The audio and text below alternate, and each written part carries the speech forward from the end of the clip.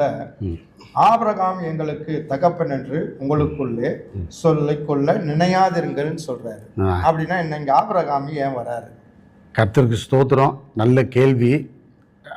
ஆபிரகாமை குறித்து சரியாக விளங்கிக்கொள்ளணும் பாஸ்டர். என்னன்னா, யூதர்களுக்கு இங்கே பெரிய இது என்னன்னு சொன்னால், நாங்கள் ஆபிரகாம் சந்ததிங்கிறதுல ரொம்ப வைராக்கியம், ரொம்ப பெருமையாக இருப்பாங்க.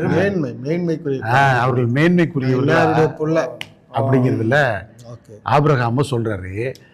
இன்றைக்கு இதை பார்க்குறவங்களுக்கும் சொல்கிறேன், தேவ பிள்ளைகளுக்கும் சொல்கிறேன், ஆபிரகாமை பற்றி நம்ம சரியாக விளங்கலைன்னா கிறிஸ்துவ வாழ்க்கையில் ஒரு சரியான நம்ம புரிந்துணர்வு இல்லாமல் இருக்கிறோன்னு அர்த்தம் பாஸ்.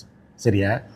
இப்போ இங்கே சொல்லும்போது ரொம்ப இதாக சொல்கிறாரு, நீங்கள் என்ன நினச்சிக்கிட்டு இருக்கீங்க, யூதர்கள் கனி கொடுக்காம என்ன நினைக்கிறீங்க?